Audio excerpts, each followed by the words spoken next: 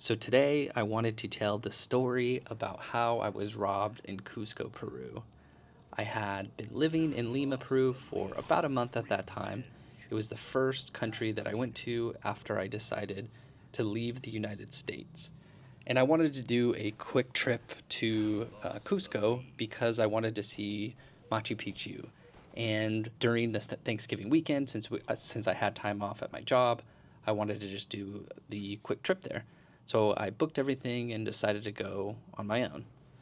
And the first day there, my eSIM failed. It had been working just fine as I was in Lima, but when I got to the new city, it just stopped working. And I don't know if you've been in a country where you don't have a phone and don't speak the language. It can get pretty stressful to try to figure that out. And I bought the eSIM for this trip from a company called Airlo, and it specializes in just short-term travel sims. So I was booking it about a month at a time. And since I'd been working there remotely for about a month at that time, I had no issues, so I wasn't worried about anything. And that was until I started to roam the city. So I got out of my Uber in the main city square and put my phone away and just started walking down alleys. It had been about an hour since I had last checked my phone when I pulled it out to take a photo of one of the markets that I just stumbled upon. And I noticed that I did not have any service. I opened my maps and nothing would load. I kind of felt a little bit stranded, surrounded by hundreds of people who I could not communicate with. And I was holding the device, your cell phone, that is just supposed to work. And by this point, I'm just walking around every single shop I can find, asking the person behind the counter, just saying, Claro, Claro, Claro, and pointing to my phone. Claro, Claro's a major phone carrier in Peru, and it's sold at most convenience stores, but to my luck, I could not find anything. So I was just walking around for probably 45 minutes to an hour into each shop that I would come across, just asking over and over if I could get a SIM card. And after no luck, just kind of stumbling upon dozens of shops, I could not find a local SIM card. So I decided to walk back into the direction that I came from for a restaurant that could solve all of my problems with my phone. The goddamn Golden Arches. So this was McDonald's, and if you've traveled outside of the United States, you'll see McDonald's. It's kind of located in major tourist cities around the world. I have never felt so excited to walk into a McDonald's. I made it back to a familiar place, and I was able to connect to just their free Wi-Fi and set up a Verizon travel pass to tide me over a day or so. So I could just use Google Maps because I did not want to be going around the city and kind of exploring a bit more without service. And this led me to gain more confidence in my abilities to figure things out in the foreign city without help. But that confidence kind of set me up to get pickpocketed with all my credit cards stolen and cash just 2 days later. So Machu Picchu is great. I took a train in, and you take a bus up to the top of the mountain, and it was a great trip. But I had 1 day left until my flight back to Lima. I was in a new market, just wandering alone, looking through the vendors and the shops that they had there. And I'd stopped at a location, it was just on the corner of the marketplace. And it was just a lady selling popcorn. And that's where I pulled out my new shiny travel wallet. And I paid the vendor. And I don't know if this was a signal or like after the fact, I just started questioning everything that happened. But it was just odd. Right after I paid and she handed me the bag, she dropped a spoon on the ground and it just made a loud noise. Distinctively, I just bent down, picked it up, zipped up my wallet, and I placed it in my front jacket pocket and zipped it up. And after I paid the vendor, I thought everything was fine. I just started walking around. And if you've traveled before and you've gone to these markets, you know that, hey, pickpocketers, like this happens in these places. So it's best to just keep your wallet in a safe place. I thought in a jacket that's zipped would be much safer than just a pocket that someone could slip in real quick. But I was wrong. So I'm just on my way down the street, eating popcorn, just kind of looking around, and nothing really is bothering. I had already been pretty close to that area before, so I was relatively familiar. So I had no navigation. I'm just walking down the street, looking at things, and I had no worries in my mind. But the road or the sidewalk did start getting a little bit more crowded and congested in that area, and that's when somebody shoved my back and kind of like pushed me forward. And also at the same time, they spilled crumbs on my left shoulder. And I turn around and I look back and I start like brushing the crumbs off my shoulder, going like, what the heck just happened? And I turn around and I look to see the person behind me, and it's just people walking. They know nothing, and it was just very odd that somebody spilled. It was like a bunch of crackers that just spilled on my shoulder, and I'm just walking or brushing it off, and then I just, okay, like nobody's acknowledging this. I'm just gonna start walking again. So I start walking, and then I get probably 5 to 10 steps. It's only like 3 seconds later. I just feel that, hey, my wallet or my jacket pocket feels much lighter. And that's when I start frantically reaching for it. My wallet's gone.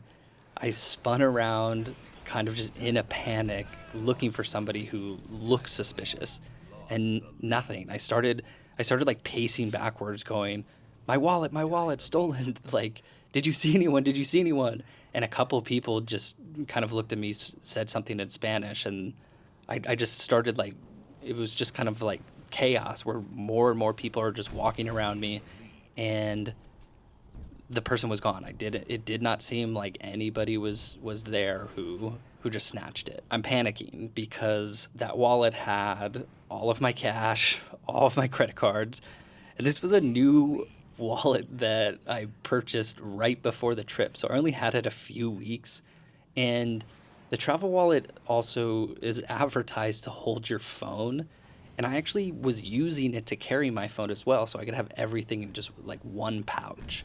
But luckily that morning, I'd taken it out. So I'd taken it out to like take some photos, and for some reason I didn't put it back in the wallet. But I thank God that I did that, because it would have been gone if I had it stowed away in that wallet. And so now I'm just there with no cash, no credit cards to bail me out. And I had to rely on that same device that failed me 2 days prior. After the fact, I kind of go through that panic mode, and then I just figure like nothing's gonna happen. There's hundreds of people around me. I can't speak the language. I don't know what to do. So my direct thought was, I need to get back to my hotel room. I need to get out of here, or at least get away from this area.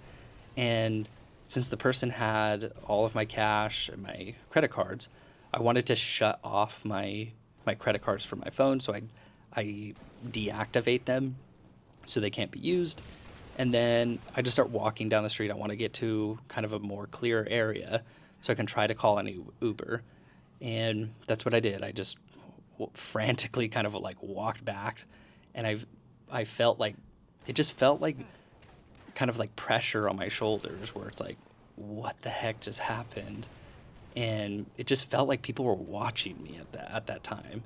And it felt really uncomfortable being alone, and this is the first time like anything like that happened to me. So I keep walking, and then I'm able to book my Uber, and I just essentially what I had to do until I got back was I would turn on that credit card, and then right after I'd use it, I'd shut it off. So I was able to turn it on, use Uber, shut it off. And I had to do that until I got back to Lima, because my spare credit card, was there. And it just sucks because I think I spent like $100 on that travel wallet, as well as I had about $60 in cash, my credit cards, as well as I had a those external like batteries for an iPhone. I had that in there, and those it was the Apple one, so those cost like $100. So they got away with around $200 worth of stuff, and I think more than the costs, so more than the actual value of things, it's just it does not feel good to have something stolen from you like that. You hear about it, people get pickpocketed and stolen from all the time when they're traveling. But when you go out there, you don't really feel like that's going to happen to you. It's just, oh yeah, I'm safe. I have it in my front pocket. I'm aware. I know what's going on. I'm not some dumb tourist who has no kind of like social awareness. Reflecting back on it, what is insane about this is I had no idea that the person unzipped my jacket, reached into my pocket, and grabbed my wallet. And it happened so fast. And I think really just shoving me and then spilling the crumbs on the opposite shoulder, that was really the key point to kind of make it happen. It distracted me. And it happened within a second, and they were gone. Uh, the other thing that kind of stood out was it's a little bit unnerving knowing that it happened right after I purchased something. So I went to the vendor and bought a snack, and somebody had to have been just watching me because I'm one of the only foreigners in that area, and they're just looking for somebody to target. And since I'm by myself, I'm walking alone, it's an easy target. And it happened not 5 minutes after I purchased that item from the vendor and put my wallet back in my jacket pocket. So it's kind of like they're watching me, they see me purchase something, and then they know what pocket that wallet is in. So they're able to target me super efficiently and get in and get out without any notice. And yeah, it just sucks. I'm super glad and grateful that I did not have my cell phone in that wallet.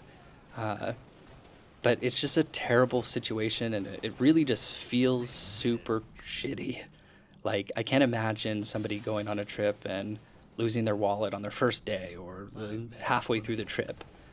And even worse if you have like important documentation or your phone or your passport, because a lot of the times that stuff just gets thrown away, and the person who stole it probably just took the cash out and threw everything else out.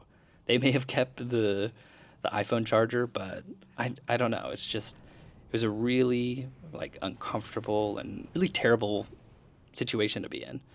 But luckily, it kind of subsided.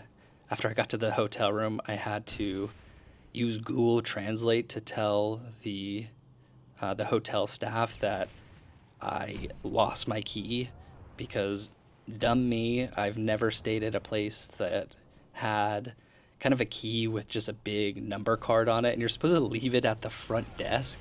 But when I got it, I was like, what the heck? I don't want to carry this big keychain around so I don't lose the key. So I took the key out and I put it in that travel wallet. So I lost that key. So I had to communicate to them that, hey, I took the key and I lost it. It got stolen.